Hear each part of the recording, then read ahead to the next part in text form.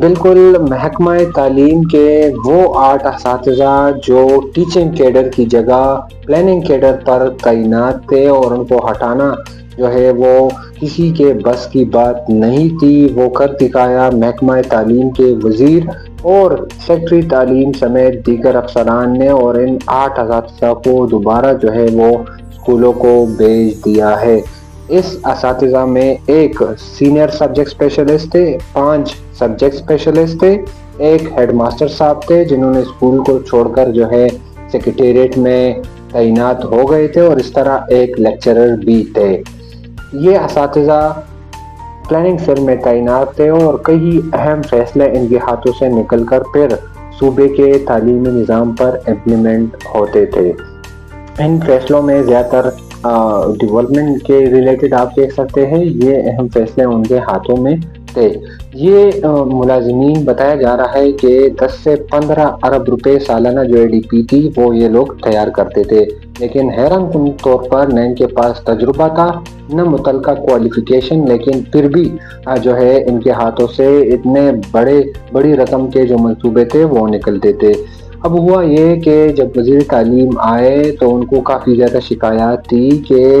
کچھ ایسی سرگرمیاں ہو رہی ہے جو ٹھیک نہیں ہے۔ اس طرح نہ صرف یہ شکایت موصول ہوئی بلکہ ان کو یہ بھی شکایت موصول ہوئی ہے کہ اگر آپ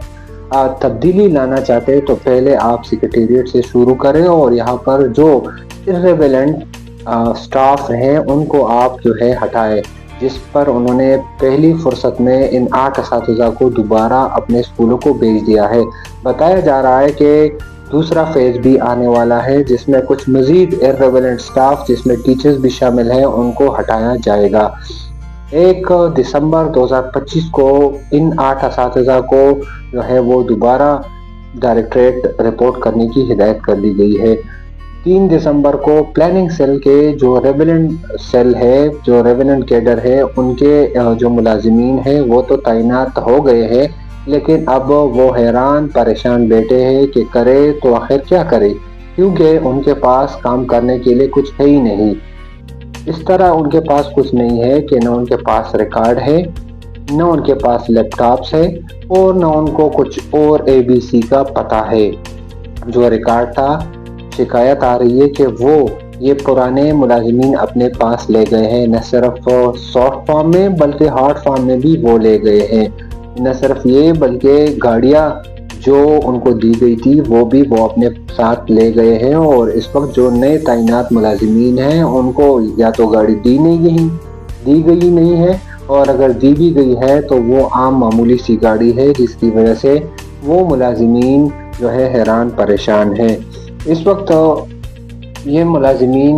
جو ہے وہ کام کریں گے تو تب کریں گے جب ان کے پاس کوئی ریکارڈ آئے گا۔ ریکارڈ نہیں ہوگا تو وہ کس طرح کام کریں گے؟ ساتھ ہی ساتھ میں یہ بھی ایک سوال ہوتا ہے کہ گزشتہ کئی سالوں سے یہ ٹیچرز اسکولوں کو چھوڑ کر کس طرح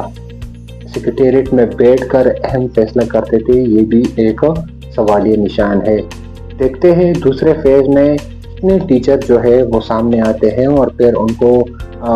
کس طرح جو ہے وہ اپنے اسکولوں کو بھیجا جاتا ہے، لیکن جو ذرائع ہے وہ بتا رہا ہے کہ دوسری کارروائی بھی ہوگی اور دوسرے مرحلے میں مزید ٹیچرز اور جو irrelevant سٹاف ہے جو سیکریٹریٹ میں بیٹھا ہوا ہے محکمہ تعلیم کا، ان کو جو ہے وہ ہٹایا جائے گا۔